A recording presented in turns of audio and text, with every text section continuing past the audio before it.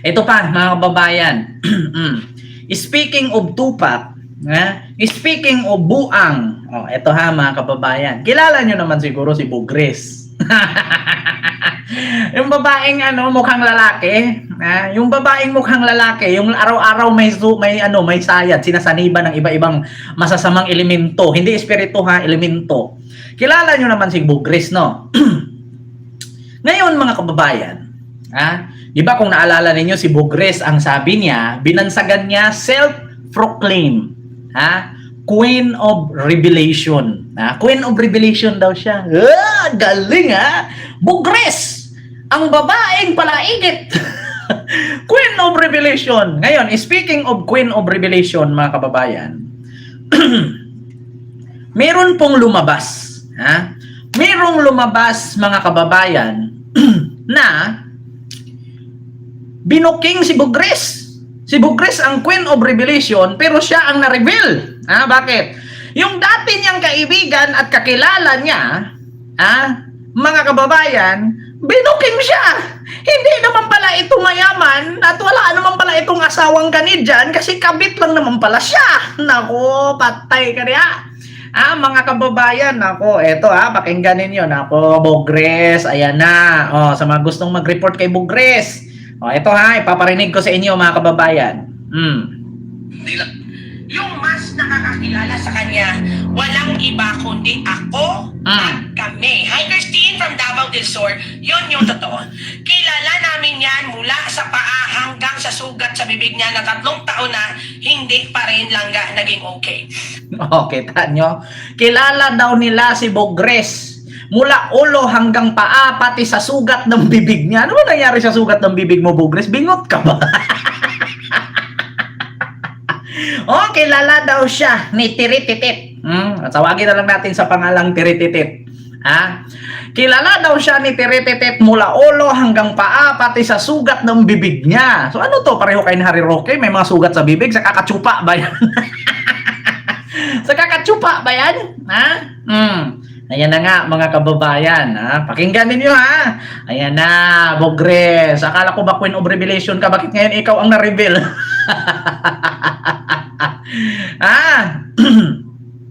Alam mo ba kung bakit hindi lumalaban si Bugres sa akin nowadays? Hindi yun dahil wala akong follower. Hindi yun dahil wala akong viewer. Dahil alam ko yung totoo. At natatakot siya na every time malaman ng mga tao kung sino ako at makapanood dito, they will definitely gonna end up believing me because I am always telling the truth. Yang si Bugres, makinig ka, is a homeless bitch. Kita nyo homeless bitch. Ibig sabihin, walang tirahan na dagat. Diba? Kasi bitch homeless bitch. Dapat beach. Palaboy sa dagat. Sa madaling salita, namumulot to ng mga sanga-sanga, mga dahon-dahon, mga gapnod sa gilid ng dalampasigan kasi homeless bitch. Palaboy sa dagat, sa dalampasigan. Continue. Nagkukunwaring mayaman at nakapag-asawang mayaman. Nagkukunwaring mayaman at nakapag-asawa ng mayaman. Totoo ba kaya yan? Walang pera yung asawa niya pero ikinakalat niyang bilyonaryo at tagapagmana. Si Bugres is never a Canadian citizen. Bisan iyang gite, wala nakatapak langga sa Canada. Sabi daw ni Bugres, sinasabi niya na Canadian citizen daw siya. Bisan nga daw kanyang yang gite, yang poke, yang tinggel, hindi nakatapak ng Canada. Bakit nga ba? Wala nakatapak langga sa Canada. So, the Canadian citizen imagination ni Bugres ay ang pangarap niya na hindi natupad. Never siya nakaapak sa Canada. Nakatsupak na jud siya sa ex-con nga taga-Canada na hindi. Nakatsupa daw siya sa ex-con na Canada o Canadian. Nako, nakatsupa sa ex na Canadian. Sikita nyo, natsupa mo lang para yan, Bugres. Tapos sabi mo, taga-Canada ka na. Hindi makauwi sa Canada. Para klaro lang ito. Because kahit yung iba kong kilala naniniwala talaga sila na Canadian citizen si Bugris at nasa Canada. Si Bugris po ay taga Dubai lamang. No. So, ibig sabihin mga kababayan, hindi nga si Bugris taga Canada. Never daw yan nakatapak sa Canada. Oh, taga Dubai lang daw yan. Oh, sabi ni Dini Oy, yung title ang ikwento mo, iba naman. Alam mo sa totoo lang Dini Oy, kung ngayon ka lang nakapanood sa channel ko, dito kasi sa aking live, hindi lang kasi isang topic to. Pag natapos na yung unang topic, may ibang topic. Tapos pag natapos yung pangalawang topic, may pangatlong topic. Ganun yon. Hindi kasi pwede na nakakasawa kaya ikwento araw-araw yung mukha ni Sarah. Oh, pagkatapos nung kay Sarah, maglipat ka naman ng ibang topic para hindi maboring yung mga nanonood. Kasi kung mag-maintain ako isang oras, puro Sarah, baka maya-maya, bigla na lang ako nagsabi, putang ina ninyong lahat. No? Baka bukas niyan, magigilit na din ako sa liikot. Sabihin ko, ito, may nag-attempt. Pero hindi nag-success. She may not like me. She may not like my answer. Baka magiging ganun ako. Tapos sabihin ko, be kind, be humble, wag manakit. Be kind. Tapos, para maiwasan ang enerhiya, huwag gumamit ng bisikleta, carpooling, na baka bukas yan, magkamukha na kami ni Sarah. Kung isang oras ko siya ditong itapik. Diba? Continue kay Bugres. Ako siyang sariling bahay, walang trabaho, walang negosyo, wala lahat. Diba? Nagpi-feeling mayaman. Bilyonaryo daw ang asawa ni Bugris. Walang trabaho, walang negosyo, wala lahat. Yung naririnig nyo na mayaman siya, bilyonarya, may-ari ng tagapagmana, is only in her mind. Si Bugris po ay isang delusional na butete sa social media. Nakita mo, Bugres? Ito yung totoo. Ito yung totoong revelation. Si Bugris po ay isang delusional na butete. Kita mo yan? Alam mo yung butete? Yan yung kapag kinuha mo at kinain mo, malalason ka. Yan ang hirap sa Bugris eh. Nakapunta ka lang ng Dubai, sabihin mo bilyonarya ka na. Which is totoo naman, pag pumunta ka ng Dubai, sabihin mo talaga mayaman ka. Bakit? Lahat naman kasi nasa Dubai, puro mayayaman, except with Bugris. Kita nyo? Binulgar na, mga kababayan, si Bugris. Ewan ko kung bakit maraming naniniwala sa kanya, lalo na sa sinasabi niyang glass skin siya. Dahil nagmukha talaga siyang hindi naligo na butite. Diba? Kita nyo? Huwag kayong magpapadala pag inaway kayo ni Bugris. Diba? Kita ninyo? Ang sabi daw ni Bugris, ay glass skin daw siya. Pero sa pagkakaalam daw ni Tirititit, ay isa daw siyang butete na hindi naliligo. Utang ina, parang si Joey lang yan Si Joey naman, vlog ng vlog, hindi naliligo. Ito naman si Bugris, parang butete na hindi naliligo. Kita ninyo? Ay, Diyos ko, mga kababayan. Paano yan? Wala na, Bugris. Kinanta ka na ng kaibigan mo. Kinanta ng kaibigan. Butete. Butete, hindi naliligo. Ito mga kababayan, asaan ba to? Hanapin natin dito, Bugris. Binulgar ng kaibigan. Diyos ko, mga kababayan. Siya ay nakasuhan. Anong pangalan nun? Ayan, ako. Iloy Bugris, kakasuhan ka pala ni Topacio eh. Siya ay nakasuhan. Anong pangalan nun? The cyber libel definitely carries a penalty of more than 1 year.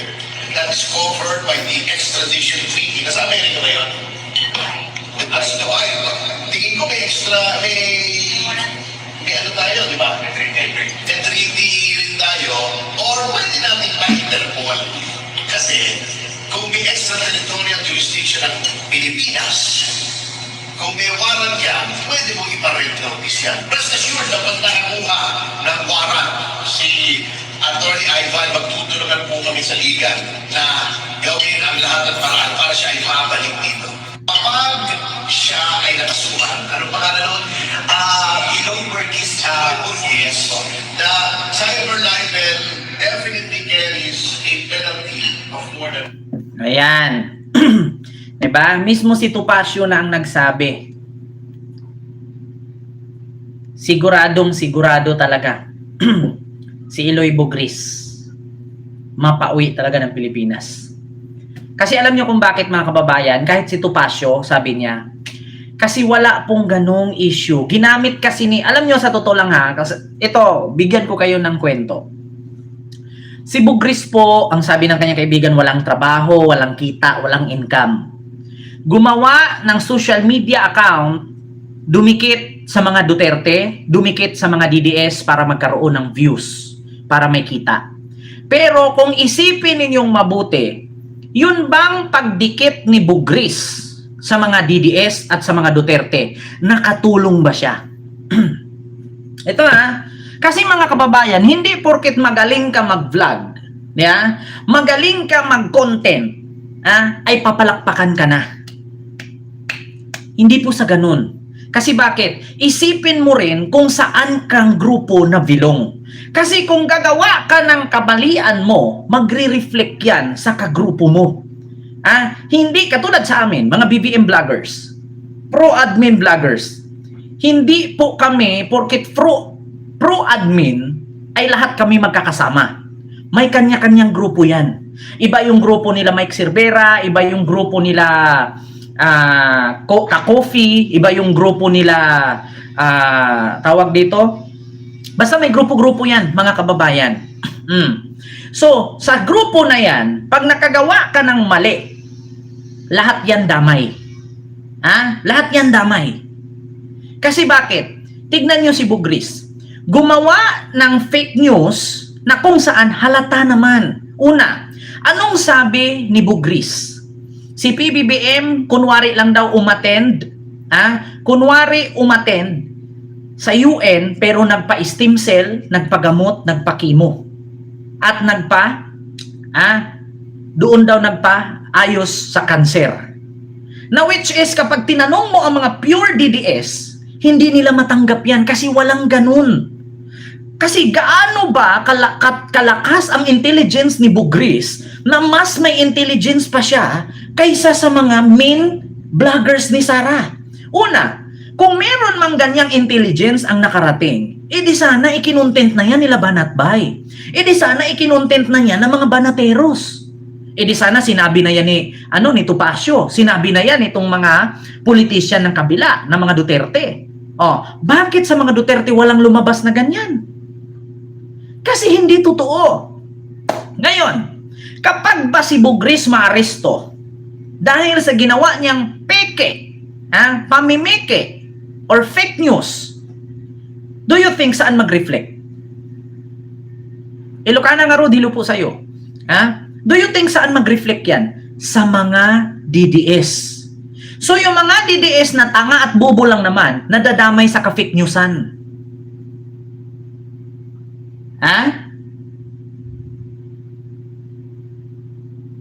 Diba? Yan ang totoo. Yung ginawa ni Bugris ngayon na pag-fake news, tignan ninyo, pag nakasuhan si Bugris, do you think may tutulong yan? May mga vloggers na kakampi yan? Wala. Bakit? Sinira niya ang grupong DDS. Bobo na nga, tanga-tanga na nga, fake news na nga paminsan-minsan, dinagdagan pa ng super fake news. Pag nakulong si Bugris, do you think aaminin nila, nakasama nila yan? Hindi. Bakit? Nasisira ang reputasyon nila pagiging tanga. Tanga na nga sila, tapos dikitan pa ng fake news. Ano mangyari sa kanila? Diba? Bakit si Maharlika Kent? Kaya nga, diba, mamantes, iba-ibang grupo sila, iba yung grupo ni Maharlika, iba din yung grupo sa kabila. Kasi nga mga kababayan, kapag ka isa sa kanila nagkakamali, mga kababayan, ang mangyari dyan, kanya-kanya silang tanggihan at sabihin nila, mga kababayan, na hindi nila kilala. Ganun ang gagawin nila. Kanya-kanya silang tanggihan at sabihin nila, hindi nila kilala. Bakit? Kasi nadadamay sila sa ka-fake newsan. 'Di ba? Hindi po nakatulong si Bugris sa DDS at kay Sara. Si Bugris po ay dagdag pahamak sa grupo ng mga DDS. Bakit?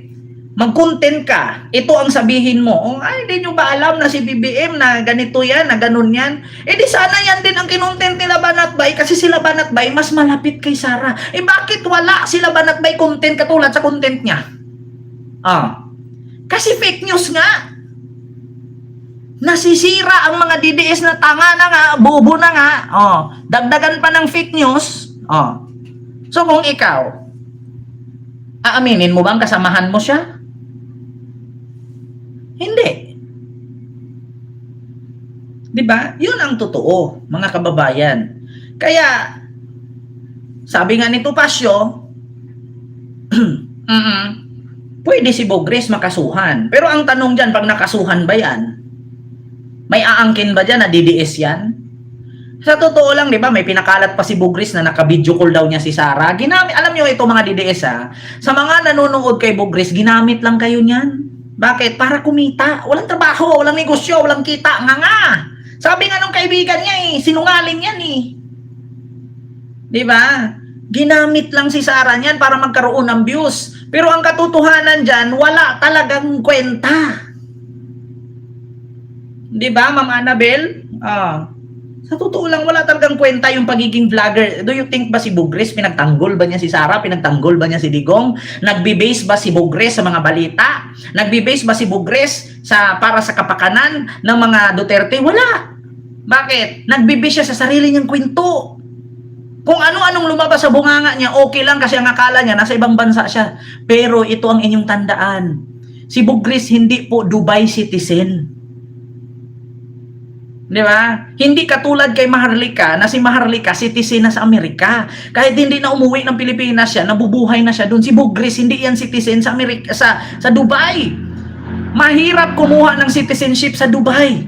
Lalong-lalo na may kaso kang scam sa Pilipinas. Questionin ka niyan 'Di ba? Questionin ka niyan, paano ka kukuha ng citizenship sa Dubai? Ang background mo, anong problema mo dun sa Pilipinas? Bakit mag-citizen ka sa Dubai? At take note mga kababayan, okay lang mag-citizen ka sa Dubai kung may negosyo kang bilyon-bilyon ang kinikita. Kay talagang katanggapin ka ng Dubai government. Anong negosyo ni Bugris? Para bigyan siya ng pagkakataon bilang citizenship sa Dubai. Wala. Pinahamak niya lang ang mga DDS. Kaya nga, katulad kay Rowena Guanzon, tingnan nyo, tinanggap ba si Rowena Guanzon ng mga DDS? Hindi. Bakit? Wala ka namang makukuhang aral. Yung pagmumura, yung panlalait. Parang hindi abogada.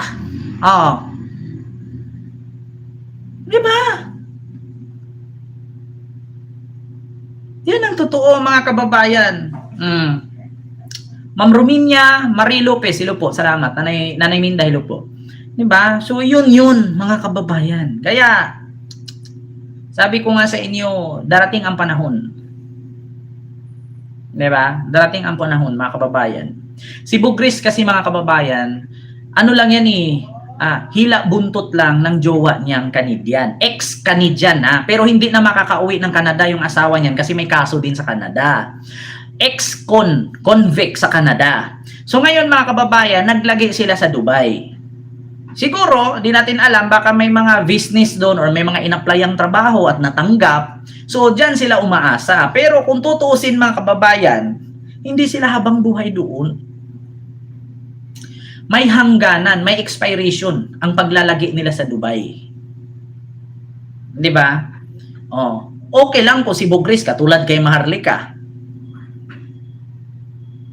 Paano kung hindi? 'Di ba? So yun lang. Mga kababayan,